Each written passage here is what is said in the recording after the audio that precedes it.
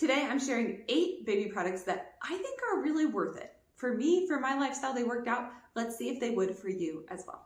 This first one is something that is not exciting at all. And sometimes it is the boring items that are in fact worth it. It's the diaper caddy. I love a diaper caddy. Is it essential to keep your baby alive? No. You could just use a basket you already own. That's totally fine. But I do like somewhere to store diapers, wipes, and a couple little accessories. All right, keep yourself tidy, organized in that area. Item number 2 is the Moby wrap. Now, this one I would say is a give and a take for some people. You need to learn how to wear it. Otherwise, it will collect dust and it will sit aside.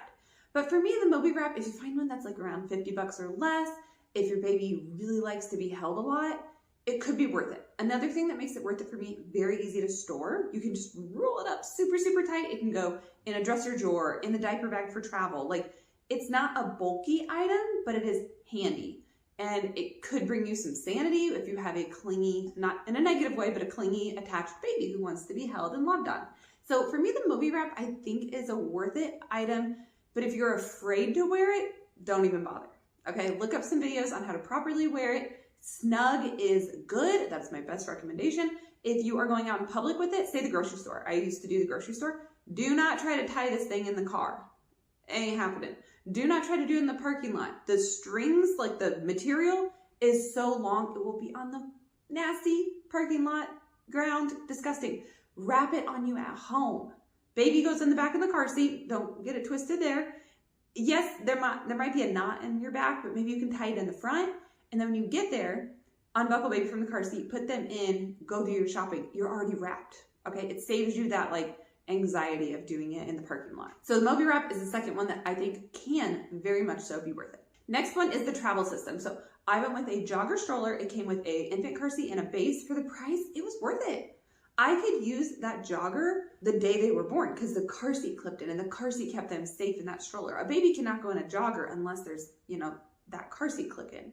Now, I didn't want to get a stroller over here and a car seat over here. They don't match. I wanted it to be 100% clicks in properly. And then obviously having an infant car seat with bases, amazing. Click them in, click them out.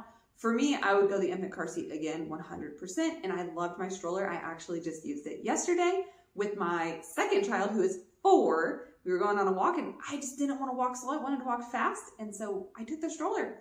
My oldest is 6. We are using this thing 6 years later. The stroller is still living on. So to me, the money spent on that item has been so worth it. So whenever I am deciding about buying anything, obviously with a baby registry and preparing for baby, this is important for you, but even in my real life, I think this way as well.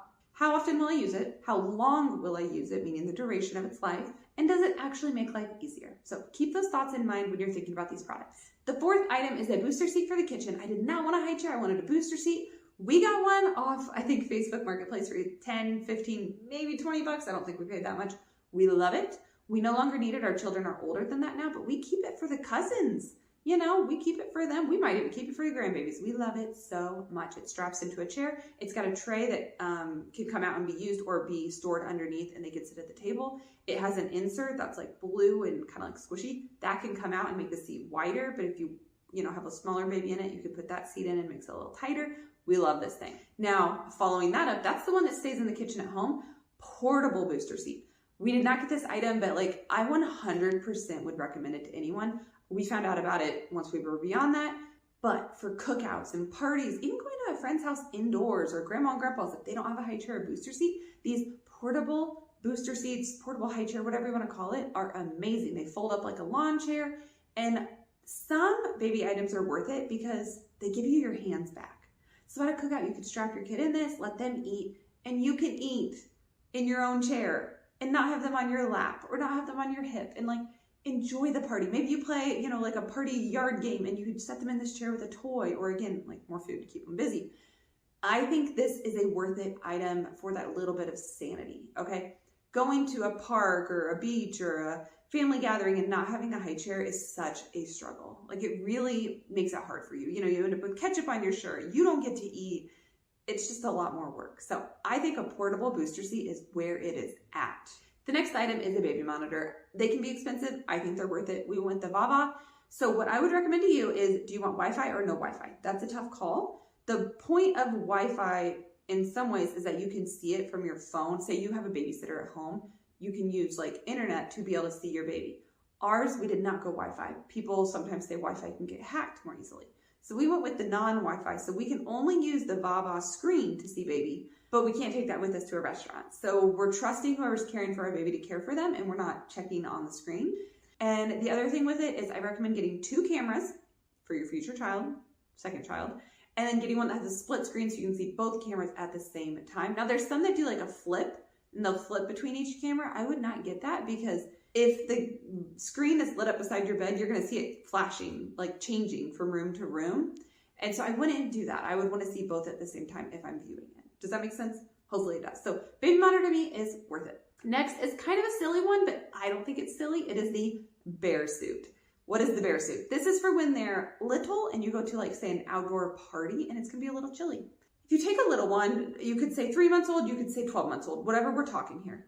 Coats just don't do it when they're little. Their hands are freezing, their neck, their little ears, their feet. Oh my gosh, trying to keep a baby's feet warm. Their socks are tiny. You don't have shoes to put on. I'm like, oh, or maybe you get little booties, but then like the air is getting into their leg. Obviously a sleeper is a great idea, but I'm just saying it can be worrisome to keep a baby warm. So these bear suits are adorable and they keep them so warm. If they are not walking, get them with the footies attached. If they are walking, do it where it cuts off at the ankle and do put shoes on them. That's my recommendation. Also, with the little ones, a lot of times there's a cuff. You can keep their hands warm. I love these things. Somebody one time, I saw somebody say that they're done because you can't wear them in the car seat. No, babies can't wear coats or anything in the car seat. They need to be strapped in tight. You put this on them once you get there. Say you're going on a hike. Say you're going to a cookout. You put this outfit on them when you arrive, and then they're warm like in the stroller or while you're carrying them around. Okay, that's what it's used for. Also, take pictures because they look so cute in these things. You can also buy them secondhand at like a second used children's clothing store. Okay, so they're so cute. Trust me, they're so cute. If you plan on going to any outdoor fall parties, or maybe you do enjoy hiking, things like that. These aren't like Alaska strength. Like, no, we're not like going to the tundra and saying like, oh, this bear suit's gonna keep them warm. No, but just for your mild to cool weather, they're great. Okay, I would unzip baby to do like a diaper change in the house, and they were so toasty warm. It was really reassuring as a mom.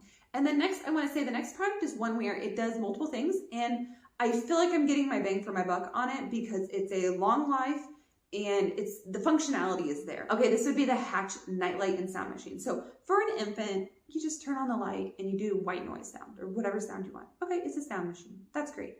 Now, as they're getting older, what we start introducing is red light is sleep, green light is wake up. And we start like training them to it in a sense. So like say they're crying and it's 8 a.m., like they're ready to wake up, whatever time.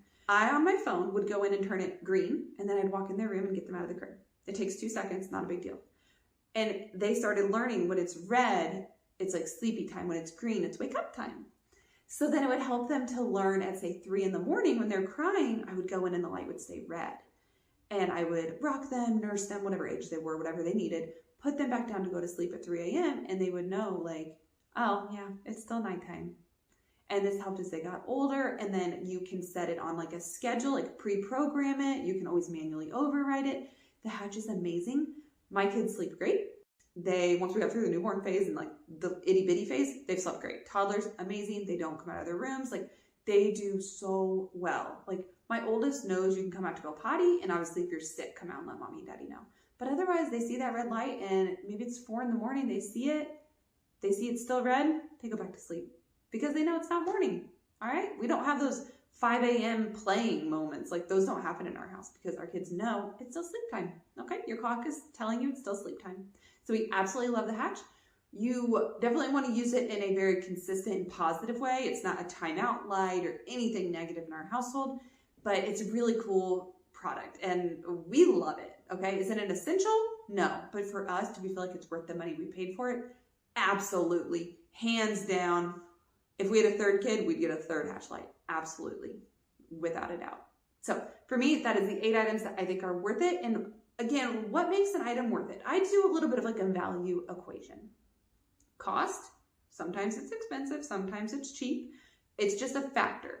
Then we want to talk about the frequency we're using it. So are we using it every single day? Are we using it once a week? Are we using it 10 times a day? How often are you using it? And then duration. Is it a cradle cap brush? Use it maybe the first 3 months, 6 months. Or is it the infant car seat? Is it the stroller that I've used now for over 6 years? How long of a life does this item have?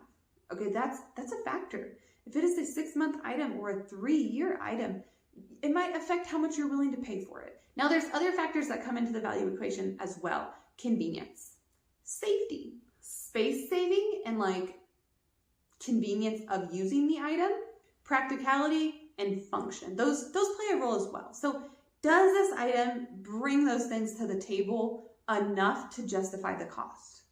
That's somewhat how I determine if an item is worth it. These are the items that I would get again, would recommend, and would consider very much worth it. If you're an experienced mama, what is one item that your family purchased for baby or just childhood in general that is worth every single penny? Leave that comment to help other new mamas out. I've got plenty of other videos just like this on my channel. If you're needing more help, I offer baby registry reviews. It's a specific service to you done by me. Check out the description. I will have links to other videos as well as that service.